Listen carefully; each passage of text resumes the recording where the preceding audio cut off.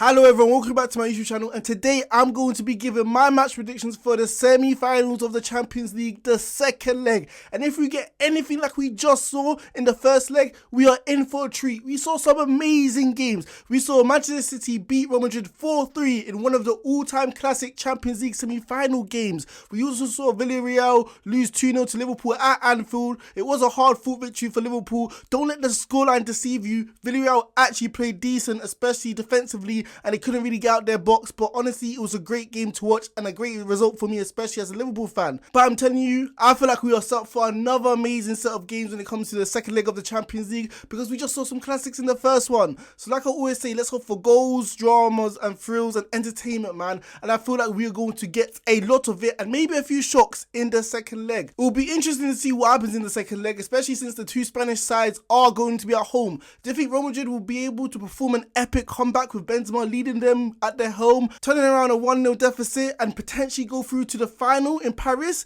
Do you think Villarreal can pull off one of the miracle comebacks against Liverpool, one of the best teams in Europe, one of the best teams in form right now across the whole of the world? Do you think Unai Emery can pull off another masterclass of performance like he did against Bayern Munich and Juventus? But it's all yet to be seen, and let's see what happens in the semi-finals of the Champions League in the second leg. However, before I go in this video and give my predictions, you know what I'm going to say. Make sure you guys like, comment and hit that big subscribe button right there, because honestly, like, only 10% of you guys are actually subscribed to the channel. So if you guys enjoy my content, please hit the subscribe button and help me reach the magic number of 2,000 subscribers. So please help me and join the journey right now.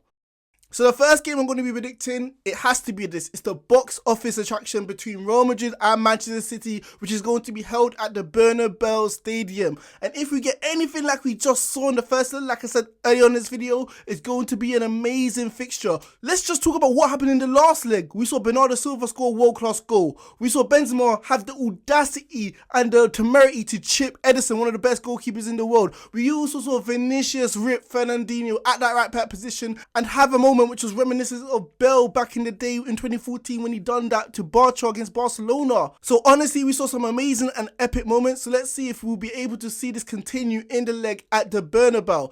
And going into this game, I know what people are thinking. Manchester City have a 1-goal lead, obviously winning 4-3, and they absolutely battered and destroyed Real Madrid across the 90 minutes in that game. But if I was one team, I would rather be Real Madrid in this position, because they played horrendously, especially in the first half, not being able to get near any of Manchester City's players when they're playing free-flowing football, tiki-taka football. Real Madrid's midfield was too slow to the ball. Cruz provided no protection for his centre-backs, and literally Manchester City created so many chances and should have scored more than 4 goals. It's so hard to believe.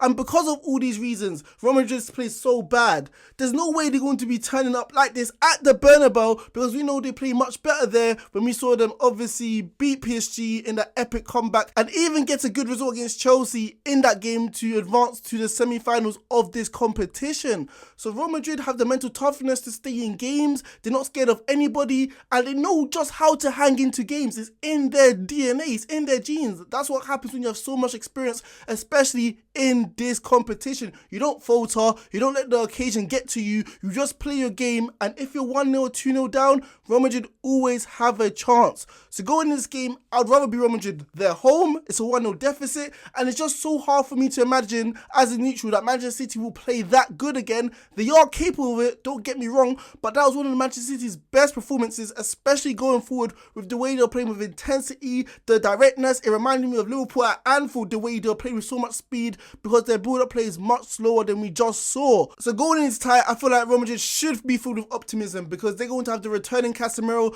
who was a massive miss in the first leg where we saw Kroos had to occupy that CDM position and wasn't able to get into any positions to stop any Manchester City attacks. So Casemiro has the know-how, he has the knowledge, he has the IQ to occupy good positions to ensure that Real Madrid are stable defensively. That also does not ruin the balance of Real Madrid's midfield like we saw in the first leg, because Modric and Kroos will be able to occupy higher areas of the pitch and really impact the game and actually challenge Manchester City for possession.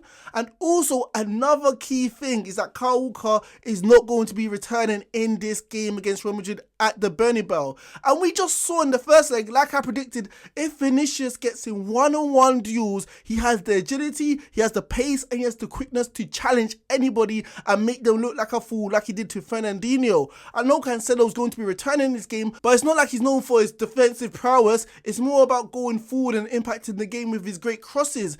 So Vinicius is going to have so much space in behind because Cancelo's not going to be tracking back that much to literally hurt and stun Manchester City's centre-backs and defence. We saw he has the clinical gene. It doesn't matter how fast he's running at the defence, he feels like he always has the composure and the balance to ensure that he makes the right decision. So going in this game, I feel like Vinicius is going to be a massive pivotal role, especially supporting the key man, one of the best players in the world, undoubtedly, Karim Benzema, to ensure he gets chances at goal. So yes, I know Manchester City are the favourites, and if Manchester City play anything near like they did against Real Madrid in the first leg, they can literally obliterate Real Madrid because of the way Foden and Kevin De Bruyne were combining, and in all actuality, they should have scored more goals. Even Bernardo Silva had a solid game all around.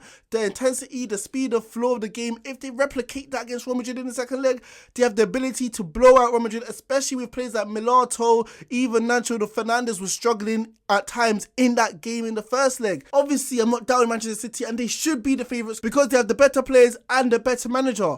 But at the end of the day, I just feel like Real Madrid do have the personnel to deal with this because of the returning players, and Manchester City are weak in certain areas like I highlighted early on in this video. And at the end of the day, I know people that do discount this, but Real Madrid have the mental endurance to stay in games, never switching off, and knowing how to stay in big moments even if they're getting blown out by the opposition. So going in this game, yes, I'm going to be predicting for the underdog. I feel like a vital player in this row is going to be Karim Benzema, and we know he never folds when the light shine brightest. We just saw against PSG at home scoring the decisive goals, the hat-trick. We saw against Chelsea in the first leg, the hat-trick, and the second leg scoring the goal in extra time.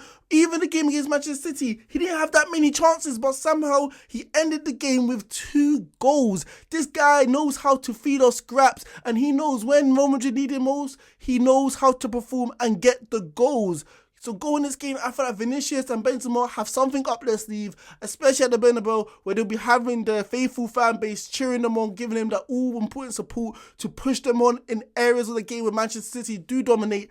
And I think Real Madrid will just be able to win this game. I'm going to go for a 3-1 victory for the home side, very unlikely, but I just got faith Real Madrid can pull the upset off. So the next game I'm going to be predicting is Villarreal versus Liverpool, and I know what people are thinking. It isn't the box office attraction. You're not going to be seeing world-class players littered across the pitch, especially on Villarreal's side, but I still feel like this is going to be a great tie between two good decisive teams who know how to get the job done when it comes to European competitions. However, let me not make it out something that it's not. We know Liverpool, most people feel like, even Liverpool fans like subliminally feel like we are 85-90% into the next round because we've got a 2-0 lead going away from home, and we know Villarreal isn't one of the strongest sides when it comes to this competition, knowing that they do not have the individual brilliance of world-class players to win them games. But we have seen crazier things happen in Champions League ties, and I'm not going to rule out a very well-drilled side who know how to get important results on European nights like we saw earlier in this competition. We saw against Juventus, and in the second leg people are thinking, nah, Juventus is going to go through, but they didn't. We also saw in the quarterfinals against Bayern Munich, people are thinking, yep, they're going to get battered and humiliated, and what happened? Unai Emery was able to form a great game plan to ensure that Villarreal were able to get to the semi-finals. So anything is possible, especially when you have a manager at the helm who knows what he's doing in European knockout competitions. However, going in this game, it's just so hard to be realistically honest and think that Villarreal have a chance of turning the tide around. This is because I know Unai Emery is a master tactician. However, his prowess and his intelligence when it comes to these sort of things only works when he has a lead, when he's drawing games. It doesn't work when he's behind. We saw against Juventus, they had a lead to protect. We saw against Bayern Munich, they had a lead to protect. When they have that lead, they can sit back in that low block formation and make it very difficult for the opposition to break them down. They literally lure them onto them so they can counterattack with speed, pace and intensity. However, Villarreal are going to be chasing this game because they are suffering from a 2-0 deficit against Liverpool. And they're going to have to be courageous, they're going to have to be brave, they're going to have to get players like Lo Celso, players like Parejo as well to get on the ball and make decisive passes to really hurt Liverpool. And this is just going to fall into the laps and the arms of Liverpool FC, because we know when it comes to end-to-end football, if Villarreal go toe-to-toe with Liverpool, Liverpool going to have so much space, so many opportunities, so many chances, especially with their forwards, to blow out Villarreal in this tie and potentially make it embarrassing. So I feel like Villarreal are in a lose-lose situation. If they chase the game, they're going to be left open for Liverpool, and we know they're one of the best teams when it comes to transition play in Europe. And if Villarreal slip back, they're not going to be able to get the personnel and bodies up the pitch to hurt Liverpool in the final third. So Villarreal, like I said, are caught in a catch-22, and what do they really do? However, what they do doesn't really matter, and I don't feel like it's going to be very threatening, because at the end of the day, Liverpool just have the better players who have real quality, who are going to be well rested for this game to beat Villarreal.